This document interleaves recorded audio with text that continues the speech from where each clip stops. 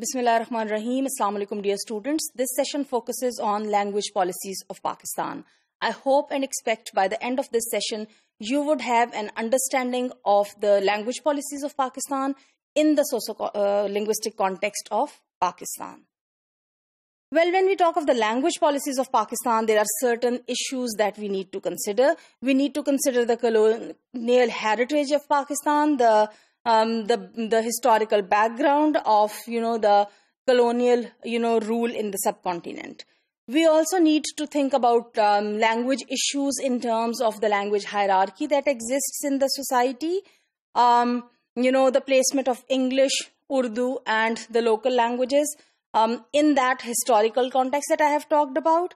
We also need to consider the issue of multiple ethnicities when it comes to the language policies of Pakistan, because ultimately the language policy of a country or a nation or a state is a reflection of the attitudes and inspirations and aspirations of people, in terms of language, in terms of their identity that is created through that language. So in the multiple ethnic context, then it becomes a very, very complicated and a very complex issue for Pakistan.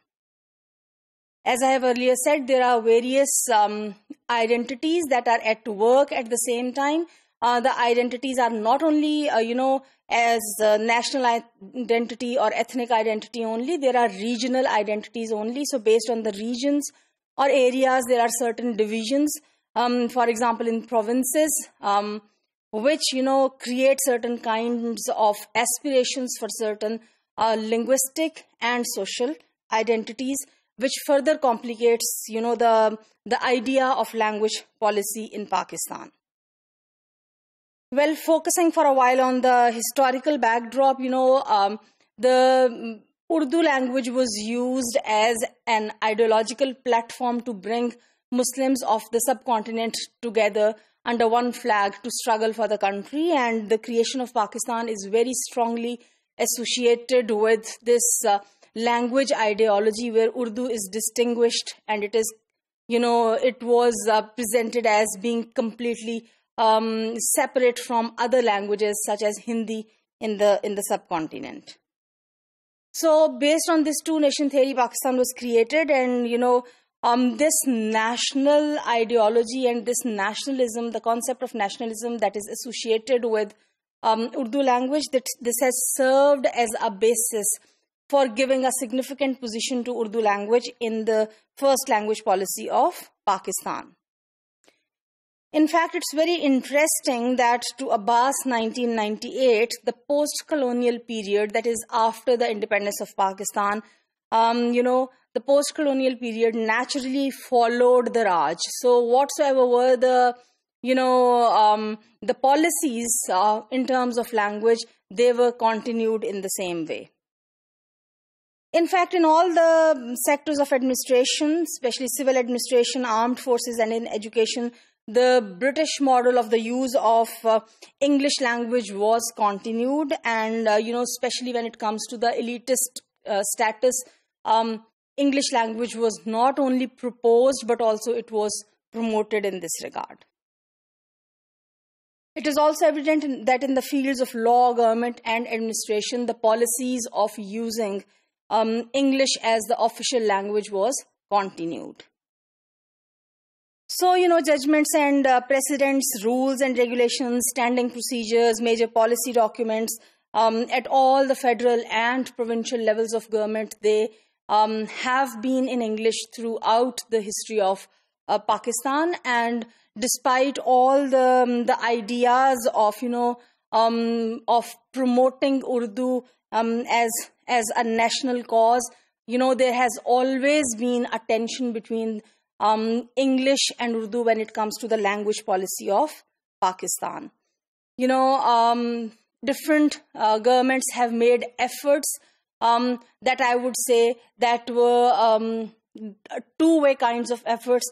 On the one hand, they claimed to support Urdu and to promote Urdu as a language, as a national language, and making it an official language.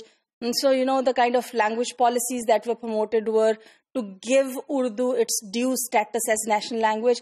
On the other hand, every government made claims to provide equal opportunities to people to have access to the learning of English, because it was practically, it had the official status of, of the official language of Pakistan. In all these efforts to kind of manage the language status, governments have tried to evolve certain policies at various times. However, this English-Urdu controversy has always existed. If we come to the ground realities, the reality of establishment of Pakistan may have been replicated. This creation of Pakistan may have been exhibited, I would say, through, certain kinds of actions and policies in various spheres of life.